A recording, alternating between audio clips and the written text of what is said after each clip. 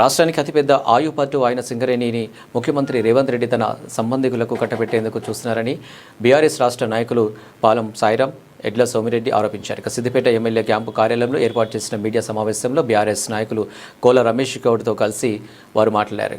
137 ఏళ్ల చరిత్ర, 50,000 మంది ఉద్యోగులు ఉన్న సింగరేణిని బొగ్గు కొనుగోలు చేసే అవుట్సోర్సింగ్ సంస్థలాగా రాష్ట్ర ప్రభుత్వం చేస్తున్నట్లు ఆరోపించారు. కాంగ్రెస్ పార్టీ వారి యొక్క భాగవతాలు మొత్తం ఇలా బయటపడతా ఉన్నాయి. 2 సంవత్సరాల పాలనలో సాక్షాత్తు ఉప ముఖ్యమంత్రి గారే తన తెలంగాణ ప్రజాభవన్లో ప్రెస్ మీట్ పెట్టి టెండర్లను రద్దు చేస్తున్నామని చెప్పేసి ఒక ప్రెస్ మీట్ పెట్టిండు.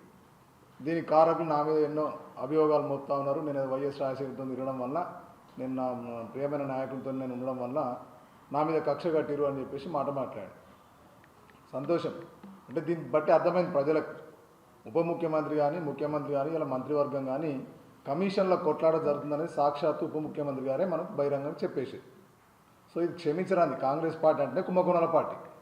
ఇలా టెండర్లు కూడా రద్దు చేస్తున్నామని చెప్పారు. గదే క్వశ్చన్ గదే ఎప్పుడు చెప్పారు? హరీష్ రావు గారు పూర్తిగా ఏం జరుగుతుందనే దాని మీద పూర్తిగా ఆధారాలతో బయట పెట్టేదా కానీ సోయి వీళ్ళకి. ఇలా కమిషన్ల కోసం ప్రతి మంత్రులు ఇలా బట్టి విక్రమార్క వర్సెస్ ముఖ్యమంత్రి గారు పెట్టుకున్న దానిలో కమిషన్లో కొట్లాడొచ్చి టెండర్ల కాడ లావాదేవీలు ముట్టనట్టున్నాయి. అందుకే ఇది వచ్చింది. కానీ దీనికి అర్థం కాని విషయం ఇంకొకటి ఏంటంటే, బీజేపీ పార్టీ వాళ్ళు కిషన్ రెడ్డి గారు కానీ అదేవిధంగా బండి సంజయ్ గారు గతంలో బీఆర్ఎస్ పార్టీ పైన బండి సంజయ్ గారు అంటే లేచి నిలబడి మాట్లాడుతుండే. మరి వాళ్ళు ఎక్కడ పోయినాను? దీన్ని బట్టి అర్థమవుతుంది. మీరు ఇంతకుముందు అన్నట్టుగా కాంగ్రెస్ మరి అదేవిధంగా బీజేపీ పార్టీ రెండు దొందుగా పొత్తుగా వెళ్తూ ఉన్నాయి. బడే చూడమే అన్న. సో దీనిలో మీ బీజేపీ పార్టీ వాళ్ళకి పాత్ర కూడా ఉన్నట్టుగా కనిపిస్తూ ఉంది. ఎందుకంటే ముడుపులు మంచి వాళ్ళకి అందుతున్నట్టే, అందుకే ఏ ఎంపీ కూడా దాని మీద స్పందిస్తలేదు. సో ఇది మేము బీఆర్ఎస్ పార్టీ పక్షాన డిమాండ్ చేస్తున్నాం.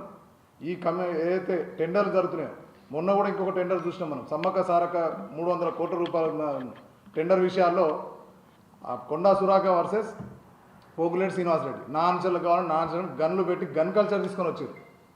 అంటే ఇవాళ మంత్రివర్గాలలో ఏదైతే పైసలు టెండర్లు పెడుతుంటారో పెద్ద ఎత్తున పైసల వాటిల్లో ఇలా కమిషన్ల కొట్లాట జరుగుతుందనేది స్పష్టంగా అర్థమైంది. సో రాబోయే రోజుల్లో ఖచ్చితంగా ఈ ప్రజలు దీన్ని అర్థం చేసుకుంటారు. ఈ రేవంత్ రెడ్డి ప్రభుత్వం అనేదే, కాంగ్రెస్ ప్రభుత్వం అనేది పూర్తిగా తెలంగాణకు మోసం చేస్తుంది, తెలంగాణ పూర్తిగా భ్రష్టు పట్టిస్తుంది. కేసీఆర్ గారు అన్నట్టుగా సర్వభ్రష్ట పాలన అవుతుంది. దీనికి ఖచ్చితంగా తగిన గుణపాఠం బీఆర్ఎస్ పార్టీ చెప్తుంది. తెలంగాణ రాష్ట్రంలో ఒక అతిపెద్ద ఆయుపట్టైనటువంటి సింగరేణి సంస్థను కూడా నిర్వీర్యం చేసి, తద్వారా వాళ్ళ అనుయాయులకు కాంట్రాక్ట్లు ఇప్పించుకోవడం కోసం ఒక పెద్ద సింగరేణి అంటే తెలంగాణ బొగ్గు బంగారం, బొగ్గు గని, ఒక 137 సంవత్సరాల చరిత్ర ఉన్న 50,000 మంది ఉద్యోగులు పనిచేస్తున్న సింగరేణి సంస్థను, అసలు కోల్ మైన్లు అన్నింటినీ కూడా బొగ్గును తీసి ఉత్పత్తి చేసేటువంటి గొప్ప సంస్థను ఒక మామూలు అవుట్సోర్సింగ్ దగ్గర బొగ్గు కొనే కాడికి దిగజార్చడం కోసం రేవంత్ రెడ్డి గారి నేతృత్వంలోని కాంగ్రెస్ ప్రభుత్వం కృషి చేస్తుంది. ఇది తెలంగాణ ప్రతి పౌరుడు ఖండించదగ్గ విషయం. ప్రత్యేకించి మొన్న హరీష్ రావు గారు ప్రస్తావించినటువంటి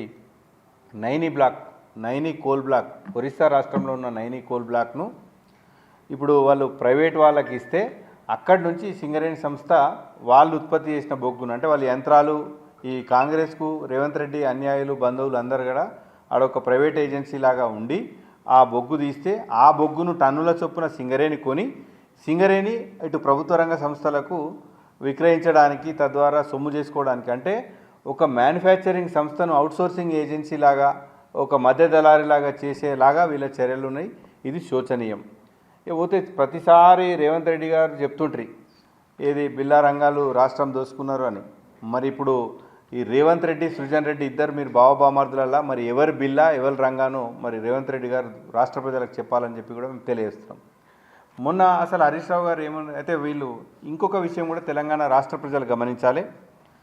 కాంగ్రెస్ బీజేపీ ఏక్ హై, తెలంగాణకు లూట్ రై అనే నినాదం తెలంగాణ ప్రజల్లోకి బలంగా వెళ్ళింది. వీళ్ళు వాళ్ళ మీద, వాళ్ళు వీళ్ళ మీద చెప్తున్నారు. సాక్షాత్తు తెలంగాణకు సంబంధించిన కిషన్ రెడ్డి గారే కేంద్ర బొగ్గు గని శాఖ మంత్రులు, మైనింగ్ మినిస్టర్గా ఉన్నారు.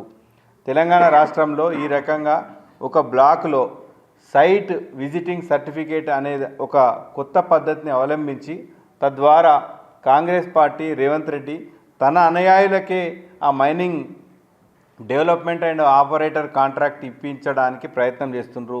దీంట్లో కొత్త విధానాలు ప్రవేశపెట్టి ప్రభుత్వ సొమ్మును, సింగరేణి సొమ్మును కొల్లగొట్టడానికి ప్రయత్నం చేస్తున్న విషయం మరి కేంద్ర మంత్రి కిషన్ రెడ్డి గారు